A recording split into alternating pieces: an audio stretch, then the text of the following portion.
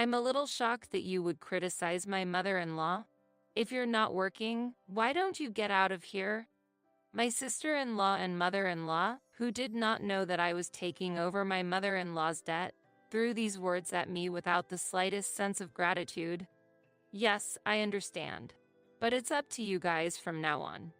The day I packed my bags, they realized a fact I had been hiding and put their heads together. My name is Emma. I am 32 years old, a busy career woman working in an office in the city. When I was a student, I spent most of my time in the corner of the library absorbed in my books. After I got a job, I was buried under a mountain of work and forgot to take time for myself. One of my friends, who sincerely cared about me, said, "Emma, why don't you try to cherish your love life a little?" And she organized a group blind date for me. Then, a man whose eyes met mine was John, who worked in a building in the city center. He is a fresh salaryman working in a building in the city center. And to my surprise, he seemed to be a little interested in me. I was nervous about the feeling of dating after a long time, but supported by his kind words, we gradually opened our hearts to each other. Then he made a gentle confession to me, and our love accelerated. Only 1 year later, we decided to get married. It was like a dream come true that I, who had been so absorbed in my work, could stand at such a wonderful turning point in my life. My friend who organized the group blind date was also surprised at our sudden development. She said, "Oh, really? You're getting married?" I said, "Yeah, it's amazing, isn't it? But it's great. I'm so glad I organized that group blind date. Thank you. I really appreciate it. I'm looking forward to the wedding. I'm looking forward to it." Thus, I was to open the door to a new life. First, we reported to each other's families. Seeing me so happy, my parents welcomed him warmly. "Emma, you haven't told me about your boyfriend for a long time, so I was a little worried that maybe you wouldn't get married. John, please take care of her from now on." When I heard these words, I felt as if I realized for the first time what my parents really thought of me. I realized that parents think a lot of things without saying them. My family had been basically free to do whatever I wanted, so there was no pressure to get married. But it seems that in my parents' mind, there was a wish to see their daughter happily married someday. Knowing such a parent's wish made my heart warm a little. And when I visited John's house for the first time, I met his family with nervous excitement. But his mother and father were both very warm and made me feel very safe. Next, we had dinner with the whole family. While I was looking forward to it, I was also a little nervous, especially because I had heard that John's sister, Melissa, was there. She was only 25 years old, and her choice of words was a little rough at times, which made me a little confused. She asked me, "Emma, you're already at that age. Weren't you getting married too late?" I was a little shocked to hear her say things like, "I would have decided sooner if I were you." But John followed up and we had a nice dinner afterwards. We then planned our wedding and had a happy wedding at a place we loved. We had a lot of friends and family there, and the day was really great. Our honeymoon was so much fun, and when we returned home, we started our new life together. Life together was fresh, and every day was so much fun. We went out on dates and watched movies at home. I felt that newlyweds are really happy. It has been about 2 years since we got married. One day, our peaceful everyday life changed drastically. We received the news that my father-in-law had passed away. Of course, I knew he had health problems, but I had not expected him to pass away so soon. My husband and I were deeply saddened by this sudden news. My mother-in-law's grief was especially deep, and I could feel her emotions as I looked at her. But our surprise was compounded by what we subsequently found out. In fact, my mother-in-law was in deep debt. It was apparently due to the fact that she had been cheated by some unscrupulous person and lost a large sum of money. When we learned of this fact, we could only gape.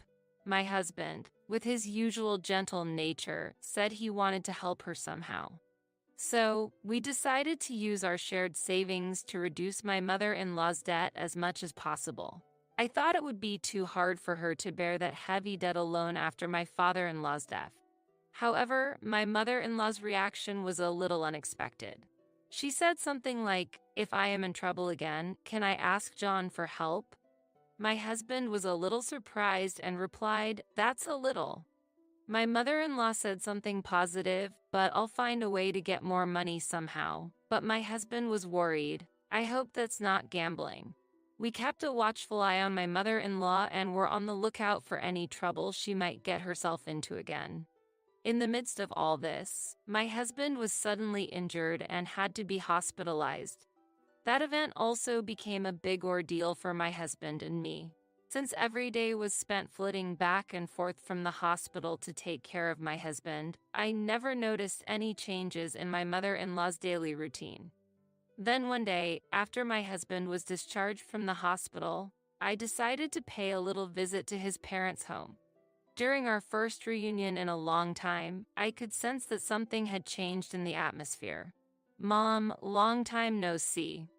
My husband greeted her with a smile, and my mother-in-law said, "John, you are getting better. Can you run again?" She smiled at him and said.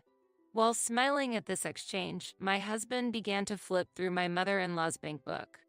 To his surprise, the money in his mother-in-law's bank book, which we had accumulated after her previous debts had been repaid, was almost completely gone. "What's wrong with this bank book, Mother?" my husband exclaimed in surprise, to which his mother-in-law replied with a slightly embarrassed smile, "You know, I had tea with friends and found a nice little bag. And then I found myself in this mess." She laughed bitterly. With that one word, my husband and I froze in complete surprise. It was as if we had saved money for our mother-in-law's future, and she had spent it happily without a care in the world. My husband couldn't help but say, "Mom, you shouldn't spend it like this. Do you know how much we put our hearts into giving you money for your future?" He said something like that. Seeing my mother-in-law's remorse, we became truly concerned about her future. We suggested that she move in with us to support her life closer to us. When we broached the subject, my mother-in-law's eyes lit up with joy, and she gave up her house and moved into our apartment. Our new shared life together began, and my mother-in-law seemed to enjoy every day of it. The three of us laughed and talked around the table at every meal, and my mother-in-law volunteered to help with the housework, which made life surprisingly easy for both of us. Her upbeat mood was infectious, and our days became brighter and warmer. I said, "Mom, what would you like for lunch today?" I think I'll have udon." "That sounds good." Since I was working remotely, I was in a position to monitor how my mother-in-law spent her money. Since my husband and I, provided her living expenses and my husband managed my mother-in-law's account, there was supposed to be no worry about her spending excessive money. However, we kept a close eye on her, worried that she might spend the money in some way. These days continued, and in no time at all, 6 months passed. One afternoon, while we were relaxing in the living room, the intercom rang. We wondered who it was, and when I answered, I found my sister-in-law, Melissa, standing there. I said, "Melissa, it's been a while. Is my mother there?" I was a little surprised to hear her ask such a question without even saying hello, but I showed her into the living room. "Mom, it's been a while." "Oh, Melissa, what brings you here?" "I just wanted to see your face once in a while." "Thanks, I'm glad you're here. How are you?" "Of course. I'm fine. John is with me." "So, do you want to go to lunch with me?" "Sure, let's go." Melissa must have taken my mother-in-law to a restaurant or something. We decided to wait at home. When they came home in the evening, we looked at them and their faces changed. Then Melissa said, "Emma, you are tormenting my mother, aren't you?" I was surprised and could not understand what she was saying. My mother-in-law also looked at me sternly. My husband said, "What are you talking about? There is no way Emma would do such a thing." He immediately took my side, but Melissa would not budge. "John is being deceived too." Mom says she can't go outside and she hears Emma is saying things inside the house. We could only be amazed. Indeed, there were times when my mother-in-law would ask to go shopping and we would refuse because she would waste money. Also, my mom said you were taking her money. I had to admit that this statement surprised me. Did my mother-in-law think so, or did Melissa blow it that way? In any case, it seemed that Melissa and my mother-in-law had joined together in accusing me. Now, what do you want from me? I was about to feel like I was bewitched by a fox. What on earth did they want to tell me? I wondered if they just wanted to say something to me.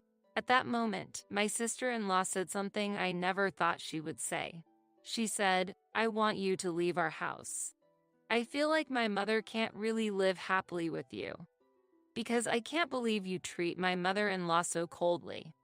Her face clouded over. My mother-in-law looked as if she wanted to say something and turned to me. "If you were gone, I would be able to relax and enjoy my time with John and Melissa." I was surprised by her words, but I could not say anything.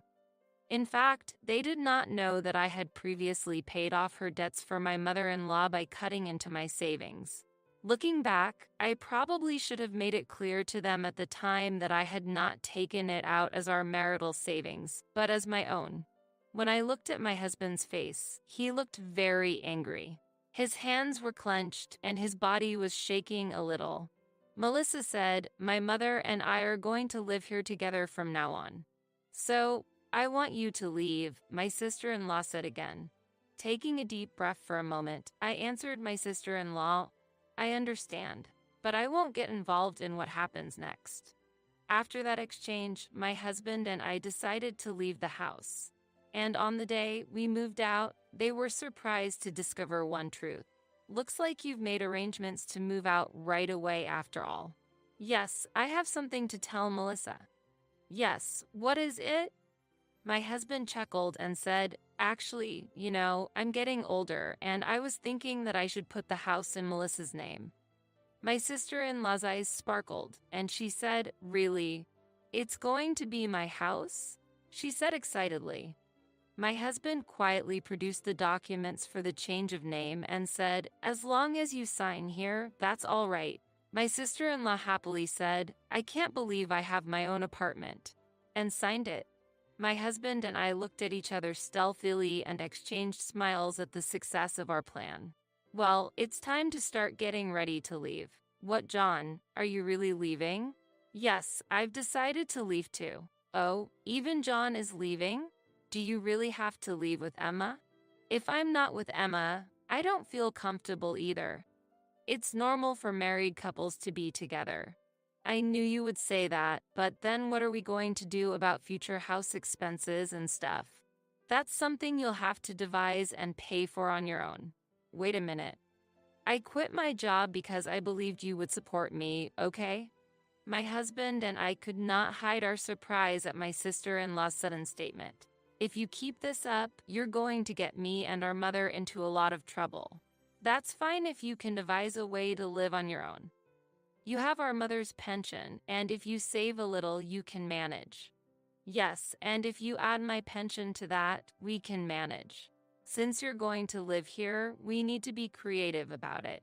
My sister-in-law looked a little satisfied with my mother-in-law's kind words. "Indeed. It's my new home. If I save a little money, I should be able to get by." However, my husband and I laughed inwardly at my sister-in-law saying such a thing, not knowing that the property was a rental. About that time, the movers arrived. We welcomed them and began to move more and more stuff out. My sister-in-law and mother-in-law rolled their eyes at the sight. "What are you doing?" "Getting ready to move out." "Are you taking everything?" "Of course. We bought all this stuff." "Do I have to buy everything new?" "That's right. I wish you had known that and acted accordingly." "Well, we better get going." My husband smiled and said, and we left the house. My mother-in-law and sister-in-law froze in amazement for a while. After a while, my sister-in-law called my husband's cell phone. She said, "Hey, John, what's with the rent bill all of a sudden?" I was a little mistaken. Could it be that I am not the owner of this house? Who told you about that?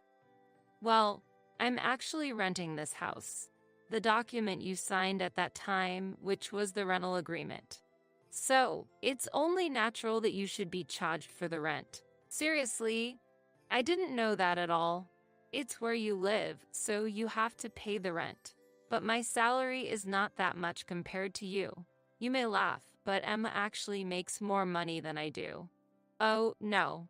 It's true. She is working hard at a remote company that pays pretty well. That's why we were able to live so comfortably in that apartment. My sister-in-law was so surprised that she was speechless for a while. Next, I heard my mother-in-law's worried voice. "We're so sorry," she said. "I'm really sorry. Could you please reconsider and come back?" My husband responded gently but firmly. "Thank you, Mother, but it's hard for me to go back because of your attitude toward Emma. She is the most important to me. Please take care of the rest. You will take care of it." After that exchange, I heard various rumors. My sister-in-law and mother-in-law had apparently been forced to look for an apartment after getting tripped up on rent payments. They are now trying to make do in a small apartment that is barely big enough for the two of them to live in, but it is said that they are having financial problems and occasional fights. They are also concerned about the neighbors' eyes on them.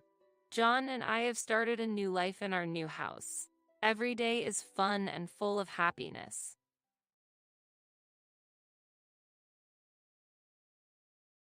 My name is Kristen. Despite being raised in a family that was far from wealthy, I managed to secure a job and get married through hard work. My husband, Matt, is an employee at a luxury hotel. I believed that Matt and I would live a happily married life. However, I never expected what ended up happening to me. I grew up poorer than the average family, but I never blamed my parents. Ignoring their own desires, they spent time taking me out and taught me about the local culture. Maybe they loved geography, but as a child, I worried they were overextending themselves. While I was grateful for my parents' efforts, I didn't want to be a burden. Therefore, I had decided to start working after graduating from middle school. My mother, thinking of my employment, advised it would be better to go to high school for your future. My father also supported me, saying we have enough money to cover your high school. I was happy my parents felt that way, but my desire to let them relax as soon as possible was stronger. Don't worry, if I start working early in life, I learn more quickly, I said, without knowing if that would be true. The reality is, there was no guarantee of finding a job. At that time, however, I had a foreign friend who had moved from overseas when I was just starting middle school. Her name was Maya, and like me, her family was not wealthy. The commonality quickly brought us together, and we gradually became closer. Maya could speak a little English, so we managed to communicate. I naturally learned Spanish through my conversations with her. By the time I was in my third year of middle school, I could converse fairly well in Spanish. Even though I had only completed middle school, a travel agency decided to hire me because of my language skills. They valued my ability to speak Spanish. Meyer also started working after graduating from middle school, and we didn't contact each other as often as we used to. Once I got a job, I worked very hard. I was desperate to earn an income, and soon, I turned 26. Around that time, there was a lounge in the luxury hotel I often used for work. It was comfortable, with casual meals and a cafe-style menu with reasonable prices. My colleagues and I often had meetings there. Matt was a waiter working in that lounge. The hotel had many guests from overseas, so Matt also spoke Spanish. I also sometimes dealt with foreign clients. Because we both could speak Spanish, Matt and I had a lot in common and felt a mutual attraction to each other. Matt approached me, and we started dating, leading quite smoothly to marriage. I never imagined that a girl from a poor family like me would get married. I feel moved just thinking about it. Anyway, I was looking forward to the new and enjoyable life that was about to begin. But an unexpected situation awaited me.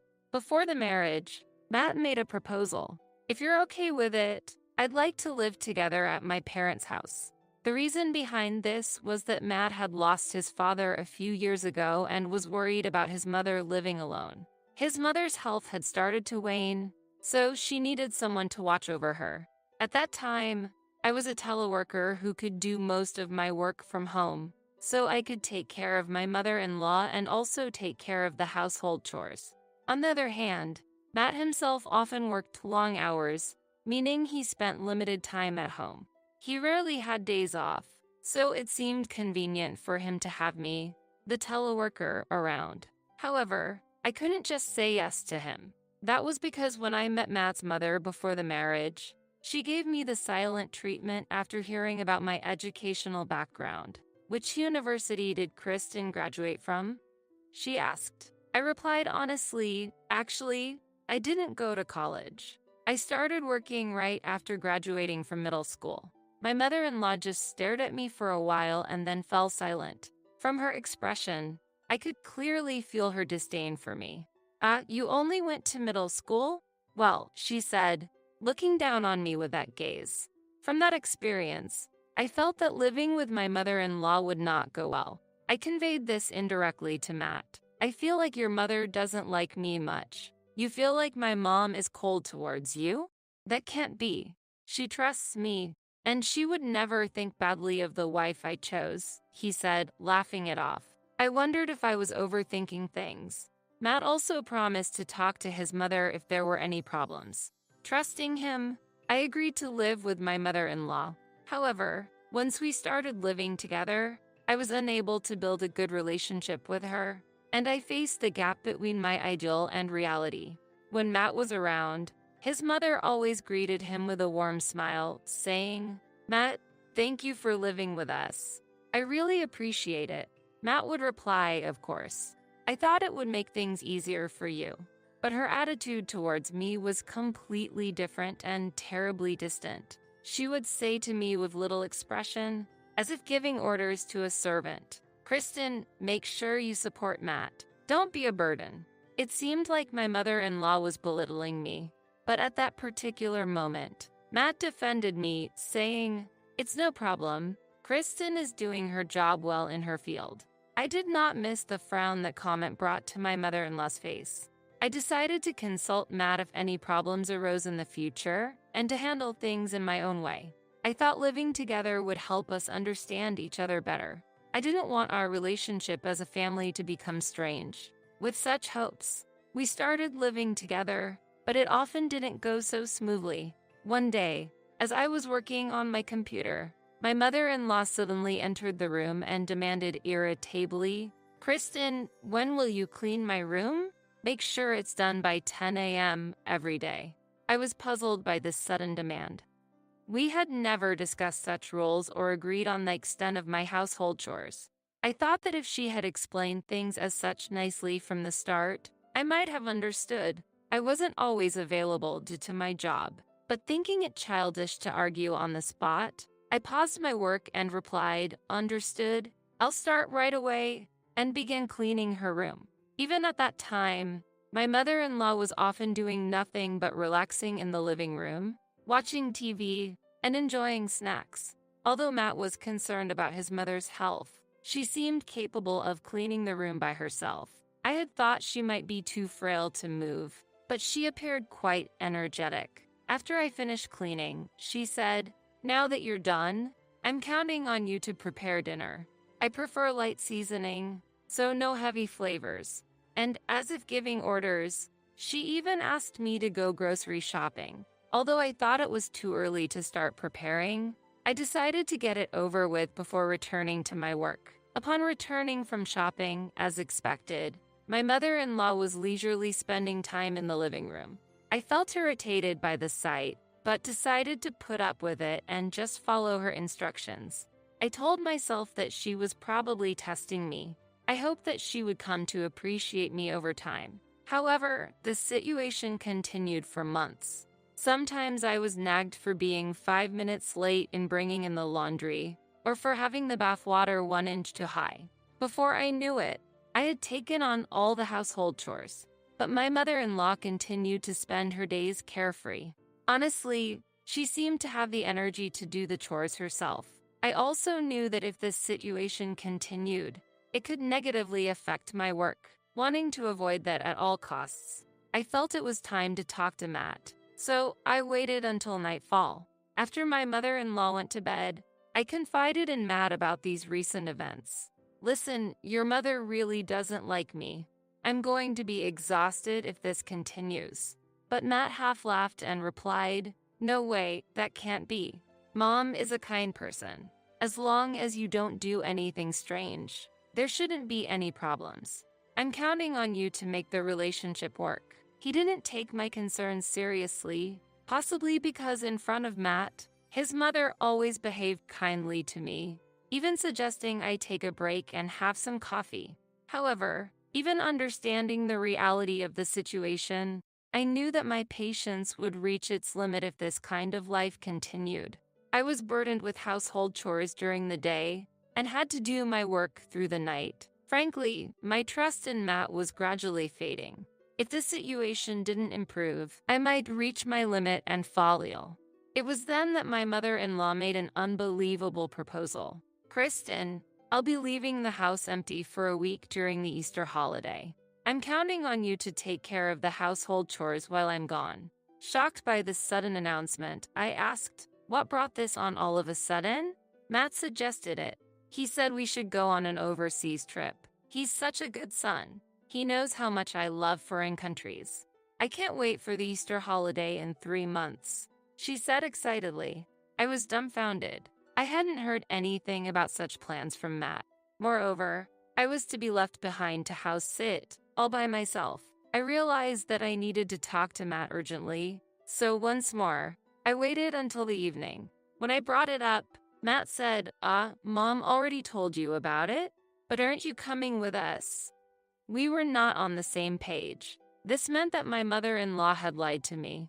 Even though Matt explained things, the thought of going on a trip abroad with my mother-in-law was painful to imagine. I became emotional, wanting him to understand how much I was struggling.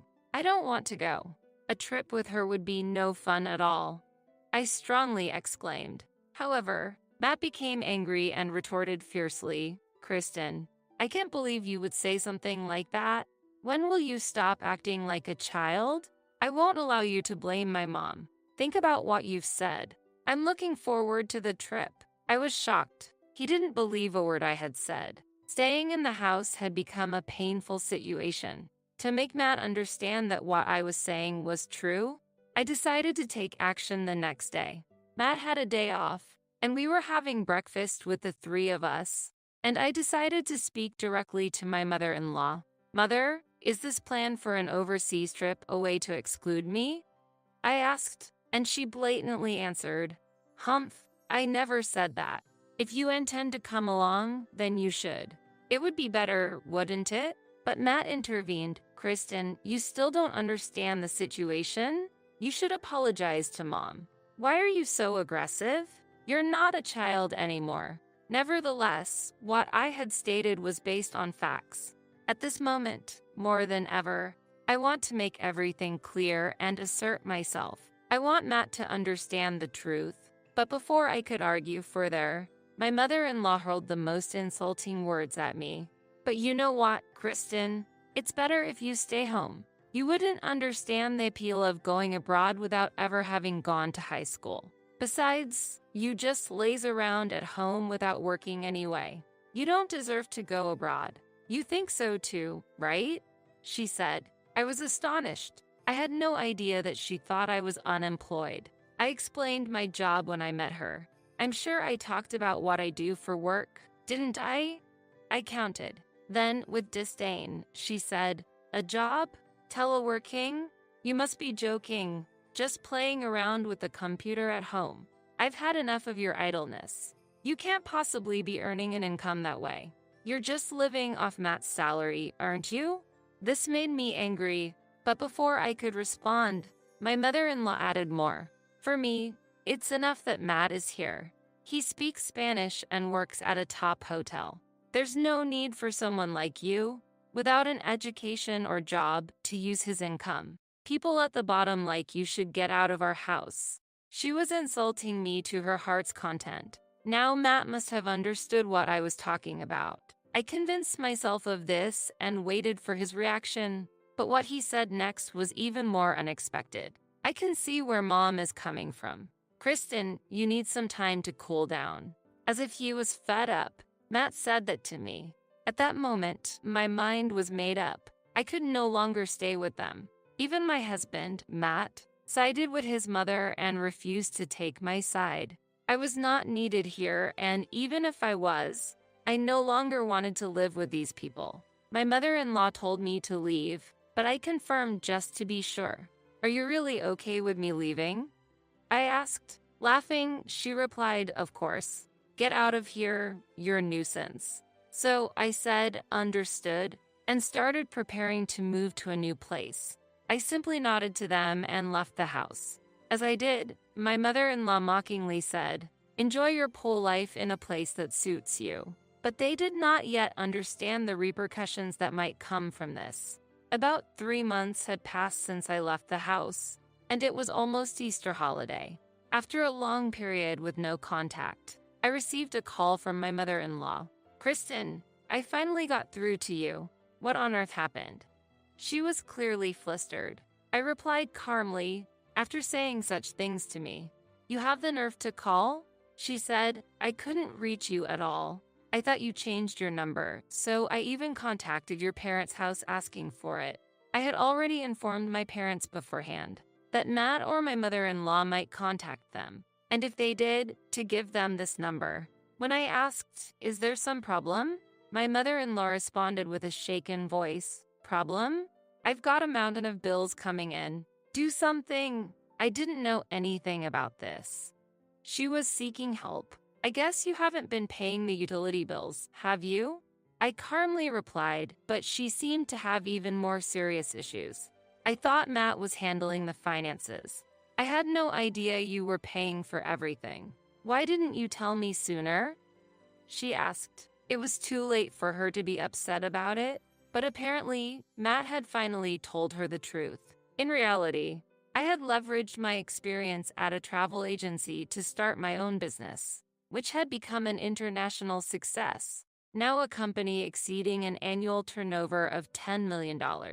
And to my mother-in-law's surprise, there was also a misunderstanding about Matt's income. Despite working at a renowned hotel, it didn't mean he was highly paid. In fact, he was an ordinary employee with an average income. The hotel had many Spanish-speaking staff. Being able to speak Spanish wasn't considered a special talent. It was impossible for his income to support a family of 3. It was a struggle even for him to support himself. Moreover, despite the fact that I was supporting the household, they remained oblivious about it until the notices arrived, which was quite ignorant of them. As I listened to my mother-in-law, an unbelievable truth came to light. The real reason Matt had proposed I live with his mother wasn't to take care of her.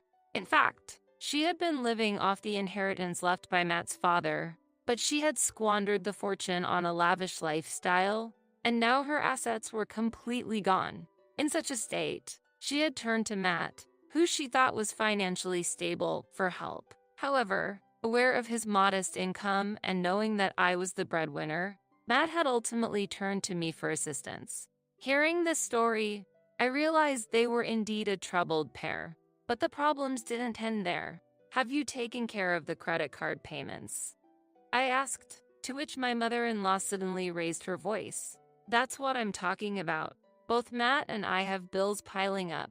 Actually, since I had started living with them, bills from credit card companies had begun arriving in both of their names. The monthly charges continued to rise, and before we knew it, they had ballooned to a significant amount. What luxuries they had indulged in without paying for the living expenses were unclear to me, but Matt's charges were clearly beyond his salary, and my mother-in-law hadn't changed her extravagant ways.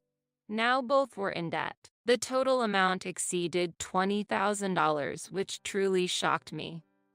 Even more shocking was that she had said, I thought something like a little debt would be handled by Matt, and Matt also thought, if we were really in trouble, Kristen would sort it out. I could hardly conceal my astonishment. They were both so entitled. It's hard to forgive adults who act so irresponsibly.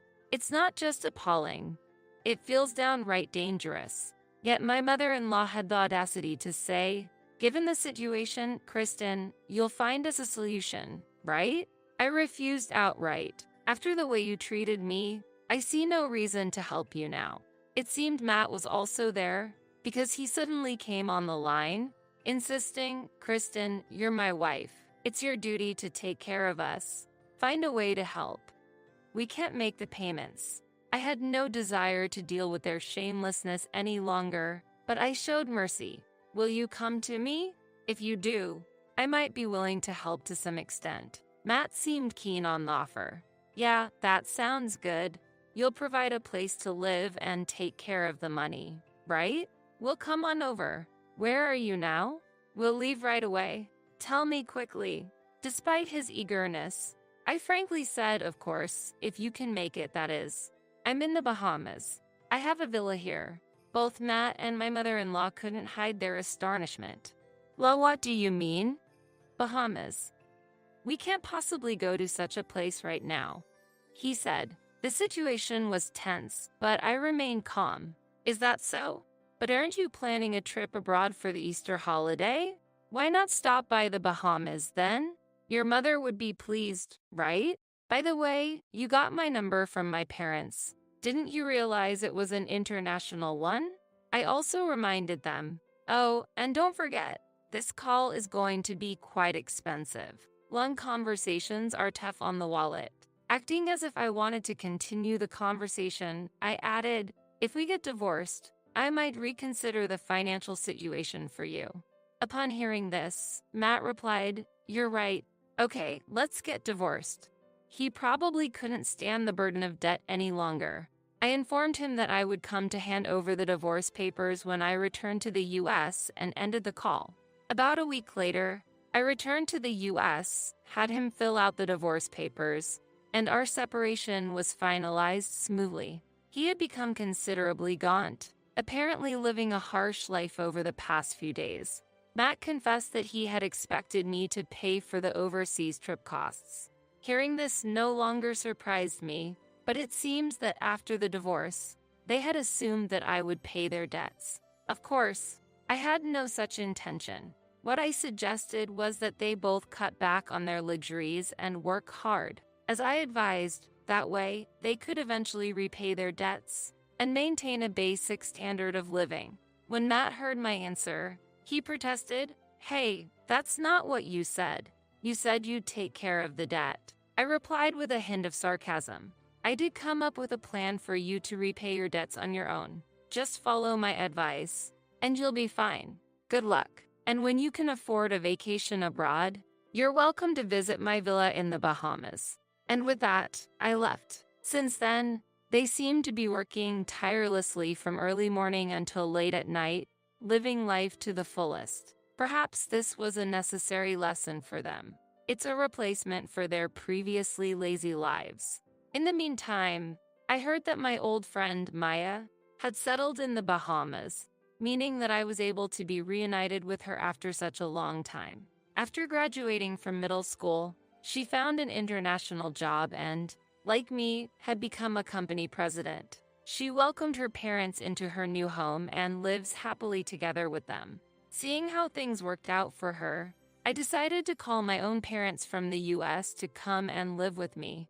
Now I visit Maya from time to time. We encourage each other, feeling fortunate to be able to care for our parents in a wonderful foreign land, and we continue to work hard in our respective businesses.